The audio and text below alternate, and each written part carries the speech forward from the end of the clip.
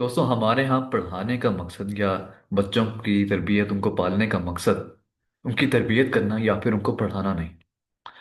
और ये फिनोमेना हमारे घरों में भी है, खानदानी निज़ाम में भी है और हमारे तालीमी निज़ाम में भी है। बच्चे जब स्कूल जाते हैं पढ़ने के लिए, यूनिवर्सिटी जाते हैं, कॉलेज जाते हैं, तो वहाँ पढ़ने के बजाय ज़्यादा फोकस असातिज़ा का, टीचर्स का कंट्रोल पर होता है कि किसी तरह हम इनको कंट्रोल करें और अपनी हाकमियत साबित करें कि हम कुछ हैं, हमारी इज्जत है। नो डाउट, हम ये मानते हैं कि असातिज़ा का बहुत एहतराम है सोसाइटी में, और सबसे ज़्यादा तरक्की याफ्ता सोसाइटीज़ वो हैं जहाँ पर टीचर्स का एहतराम है, जहाँ पर टीचर्स की रिस्पेक्ट की जाती है।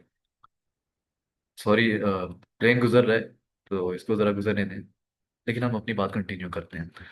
तो दोस्तों, स्कूल का सिस्टम हो, स्कूलिंग सिस्टम हो, पढ़ाने का मामला हो जहाँ पे, या फिर हमारे यहाँ जहाँ वालदेन की बात की जाए, घरों में, दोनों इंस्टीट्यूशंस, घर के और स्कूल के, दोनों ये वो इंस्टीट्यूशंस हैं पाकिस्तान में जहाँ पे मकसद बच्चों की तरबियत नहीं, बल्कि उन पर कंट्रोल रखना है, उनसे अपनी मर्जी के काम करवाना है, और उनके थ्रू अपनी ईगो को सेटिस्फाई करना है कि हम कुछ हैं, हमारी कोई वैल्यू है, हमारी कोई वर्थ है। हमें कोई और सोर्स नहीं मिला अपनी ईगो की वैलिडेशन का, अपनी ईगो सप्लाई का। हमारे लिए सबसे ज़्यादा अच्छा सोर्स हमारा ये सिस्टम है। दो घरों के बच्चे पैदा कर लो और अपनी गुलामियाँ करवाओ उनसे, अपनी ईगो को सेटिस्फाई करवाओ, कंट्रोल करो, अलग इंसान के तौर पे ना मानो। और जब वो आप टीचर बन जाएंगे, और जब वो बच्चे स्कूल जाएं, तो आप उन पर कंट्रोल अपना नाफिज करें, उनसे अपने अपने सारी खुन्नस जो दिल की भरी हुई आपकी सब उस पे उन पे निकालें, बच्चों पे। और उस बच्चे पे खासकर जिस जो कि इजी टारगेट है, जो कि बाकियों से मुख्तलिफ नजर आ रहा है, उसको तो खास तौर पे निशाना बनाएं। ये सबसे अच्छे सोर्सेज हैं हमारे यहाँ ईगो की वैलिडेशन के लिए, ईगो को अपनी सेटिस्फाई करने के लिए। इसके अलावा हमारे पास कोई अच्छा सोर्स नहीं। हमारा फोकस उनकी एजुकेशन पे, उनकी तालीम पे नहीं, या फिर उनकी तरबियत पे नहीं। कहते हैं ना, अच्छा इंसान बनाना है। मेरे ख्याल में उनको अच्छा इंसान बनाने से पहले हमें खुद अच्छा इंसान बनने की ज़रूरत है, ताकि हम ये समझ सकें कि स्कूल और घर की जो इंस्टीट्यूशंस हैं, उनका मकसद बच्चों की तरबियत करना है, ना कि उन पर कंट्रोल नाफिज करना और उनसे अपनी ईगो सप्लाई हासिल करना। लेकिन हमने अनफॉर्चुनेटली इन दोनों इंस्टीट्यूशंस को अपनी ईगो सेटिस्फेक्शन का सोर्स बनाया हुआ है, और हमारा फोकस उनकी तालीम पे नहीं है। हम देखते हैं कि जब भी हमारे यहाँ बच्चे, हम देखते हैं स्कूल में जाते हैं, हमारा अपना एक्सपीरियंस रहा है यार, मैं स्कूल गया हूँ, यूनिवर्सिटी कॉलेज गया हूँ, मैंने देखा है। हमारा हैंड्स ऑन एक्सपीरियंस है, live experience, first hand experience है हमारा इन तमाम इंस्टीट्यूशंस के साथ, खासकर स्कूल और तालीमी निज़ाम के साथ हमारे। और किस तरह के हमारे यहाँ वहाँ टीचर्स पाए जाते हैं, कैसा सलूक करते हैं बच्चों के साथ। यानी ये समझने में ही 10-15 साल लग गए यार, कि यार किस तरह टीचर बच्चों के साथ सलूक करते हैं, बिला वजह डांटते हैं उनको, बिला वजह मारते हैं, कोई बात नहीं होती। सवाल करने पे छोड़ दें, वो अलग बात है, एक पैराडॉक्स है कि आप कहते हैं आपको कि सवाल करें, जितना सवाल पूछेंगे आपकी उतनी तारीफ होगी, उतने उससे ज़्यादा जवाब मिलेंगे। ये सारे नैरेटिव्स अपनी जगह पे झूठे जो कि हैं, इनको भी साइड पे रखें। लेकिन अगर आप जेन्युइन सवाल के अलावा कोई भी आप काम कर रहे हैं, आपको बिला वजह मार पड़ जाएगी। आप फिर रहे हैं यहाँ पे, आप वहाँ क्यों फिर रहे हैं, इधर क्यों खड़े हैं, थप्पड़ पड़ जाएगा, मार पड़ जाएगी। आप उधर क्यों बैठे हैं, मार पड़ जाएगी। मैंने देखा है अपने स्कूल लाइफ में कि मेरे दौर में मैंने देखा एक बच्चा जिसकी सीट थी, उसकी सीट पे कोई और आके बैठ गया। उसने टीचर से शिकायत की फर्स्ट पीरियड में, सर ये मेरी कुर्सी पे बैठ गया, 7th क्लास की बात है। धड़ाम, थप्पड़ आया जोर का बच्चे के चेहरे पे। 7th क्लास का बच्चा। यार मैं अब देखूँ ना 7th क्लास के बच्चों को, मैं 23 साल का हो गया हूँ, और मैं अब देखूँ 7th क्लास के बच्चों को, मुझे शर्म आए। यार मैं इनसे किस तरह बात करूं, संभाल संभाल के प्यार से ऐसे बात करूं कि इनको किसी तरह हर्ट ना हो जाए, किसी तरह बुरा ना लगे उनको। बच्चे इतने सेंसिटिव होते हैं यार, इतने नाजुक होते हैं, उनके साथ बहुत ध्यान से चलना पड़ता है। आप उनसे रफ एंड टफ तरीके से मैच्योर बंदे की तरह बिहेव नहीं कर सकते, चाहे हम मर्द हैं। लेकिन आपको बहुत संभल के चलना पड़ेगा। अगर मैं अब देखूं अपने नजरिए से, इस उम्र में भी, हालांकि एज गैप इतना ज्यादा नहीं होगा मेरे और 7th क्लास के बच्चे के दरमियान, लेकिन फिर भी मैं बहुत ध्यान से बात करूं। लेकिन वो बंदा जो 30 साल से ऊपर का है, उसका तरीका देख के उस बच्चे के साथ के उस रख के उसने थप्पड़ मारा उसको। सिर्फ उसने इतना कहा था, सर जेन्युइन रिक्वेस्ट की थी, सर मेरी सीट है, रख के थप्पड़ मार दिया। यानी कि इससे ये समझ में आता है कि हमारे स्कूलिंग सिस्टम का मकसद बच्चों को स्कूल करना, उन्हें पढ़ाना नहीं। वो उनको स्कूल कर रहे हैं, उनकी तरबियत कर रहे हैं, लेकिन उनको अच्छा इंसान बनाने के लिए नहीं, उनको गुलाम बनाने के लिए, अच्छा गुलाम बनाने के लिए, कि हमारी गुलामी करो, हमारी बात मानो। हम जब मर्जी चाहें तुम्हें थप्पड़ मारें, जैसे मर्जी चाहें चलाएं। तुमने सवाल नहीं करना, तुमने खामोश रहना है, तुमने कोई बात नहीं करनी। क्यों? क्योंकि हमने गुलाम पैदा करने हैं।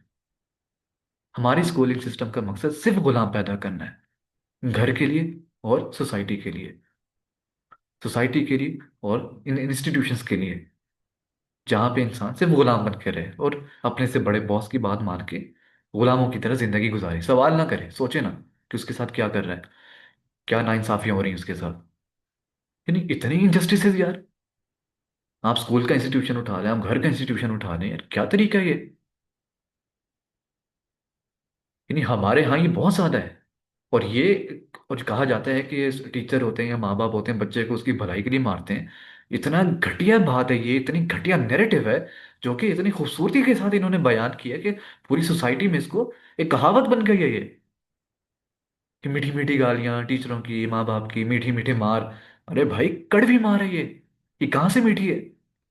जाके तुम लोग साइकोलॉजी के नजरिए से इसको समझो, कार्ल जंग का पर्सपेक्टिव देखो, इसमें सिगमंड फ्राइड का पर्सपेक्टिव देखो, तुम्हें समझ आएगा कि ये जनरेशनल ट्रॉमा है, जो टीचर्स के ऊपर चला आ रहा है, जो माँ बाप के ऊपर चला आ रहा है। और अगर मैं इस बारे में बात कर रहा हूँ, अगर मैं उस सिचुएशन में आ जाऊं कि जहां हमारे टीचर्स हमारे माँ बाप थे, हम भी यही कुछ करेंगे। वो सिचुएशन ही ऐसी है। तो उस सिचुएशन को समझो, कि किस सिचुएशन में, किन हालात में, किस इकोनॉमी में, किस इकोनॉमिक स्ट्रक्चर में, किस सोशल स्ट्रक्चर में एक ऐसा इंसान पैदा होता है जो कि बच्चों पर तशद्दुद करता है। एक अक्लमंद इंसान सोचेगा इस बारे में, कि सोच सकता है वो बच्चों पे तशद्दुद करने के बारे में? इसके बारे में बताएं आप, कैसे हो सकता है कि अक्लमंद समझ बूझ रखने वाला आदमी बच्चों पे तशद्दुद का सोचे? और उसको हमारे यहाँ कैसे बताया जाता है, जैसे एक मैनिपुलेशन के अंदाज में एक नैरेटिव बनाया जाता है ना, एक बात मनवाने के लिए। ये बिल्कुल वही तरीका है कि बच्चों को मार पड़ती है उनके फायदे के लिए। अरे भाई ये नफरत की अलामत है ये फायदे की अलामत नहीं है।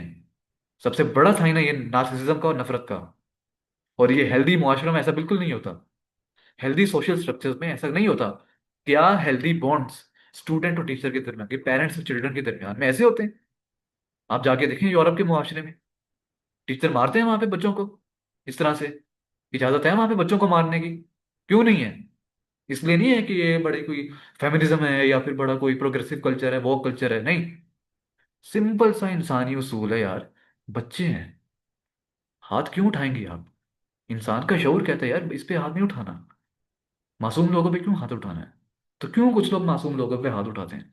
हमारे यहाँ क्यों ऐसा हो रहा है कि घरों में और स्कूलों में बच्चों पे हाथ उठाए जाते हैं, टीचरों की जानिब से, बड़ों की जानिब से, वालिदैन की जानिब से? क्यों ऐसा? क्योंकि ये इन बेचारों के कोई कसूर नहीं है, ये जिस इकोनॉमिक स्ट्रक्चर में बड़े हैं, उनमें उस स्ट्रक्चर में इनके पास सोचने का भी मौका नहीं था। हम सोच पा रहे हैं, इसलिए सोच पा रहे हैं क्योंकि पोस्ट 2000 की सोसाइटी क्रिटिकल थिंकिंग की सोसाइटी है। यहाँ पे कम से कम जितने मर्जी बुरे हालात हों, लेकिन ग्लोबलिज्म का फायदा ये हुआ है कि हमारे पास जो कंटेंट पहुंच रहा है ग्लोबलाइजेशन की वजह से, सोशल मीडिया के थ्रू, या जितने भी चैनल्स हैं हमारे यहाँ कंटेंट पहुंचाने के लिए या फिर हमें सोचने पर मजबूर करने के लिए, या ग्लोबलाइजेशन का एक ओवरऑल इम्पैक्ट ये हुआ है कि हम लोग एटलीस्ट इस बारे में बात कर सकते हैं। पहले इसकी अवेयरनेस के बारे में, इस बारे में ज़रा भी मवाद मौजूद नहीं था, कोई एवेन्यू नहीं था कि जहां से लोगों को समझ आती, इन लोगों तक ये बातें पहुंचती हैं कि जो लोग बच्चों पे तशद्दुद करते हैं। इसको समझने की ज़रूरत है कि ये हेल्थी एक्टिविटी नहीं है, बच्चों को मारना, उन पे तशद्दुद करना, ये बिल्कुल भी हेल्दी नहीं है। और इसको ख़त्म होना चाहिए। ये टॉक्सिसिटी बहुत ज़्यादा बढ़ती जा रही है हमारे यहाँ, और इसको जस्टिफाई किया जाता है। हद है, जस्टिफाई किया जाता है बच्चों को मारने को। ये कहा जाता है कि इनकी भलाई है। अरे भाई तुम लोग बच्चे को अंडरमाइन कर रहे हो, उसको जिंदगी भर के लिए अपाहज बना रहे हो जहनी तौर पे। मार मार के तुम लोग उसकी साइकी का बेड़ा गर्क कर रहे हो, कहते हो फायदा कर रहे हो तुम उसका। ये कैसा फायदा है उसका? यानी झूठ बोलते हो, बिला वजह मारने का तुम्हें शौक है, कोई वजह नहीं, बस मारते रहो पीटते रहो। क्यों? एमी, यानी अगर वजह हो भी तो मारनी पड़ेगी उसको। अगर वजह भी है, समझाना है, कुछ है, तो तुम उसको प्यार से समझाओगे। प्यार से तो ज्यादा आसानी से समझाया जा सकता है ना। तो मारते क्यों? मारने का मतलब समझाना नहीं होता, क्योंकि अगर मकसद समझाना होता तो उसको बगैर मारे समझाया जा सकता था। मारने का मतलब सिर्फ अपनी फ्रस्ट्रेशन निकालना, अपनी खुन्नस निकालना और अपना कंट्रोल साबित करना है, चाहे घर में बच्चों पे या फिर स्कूल में बच्चों पे।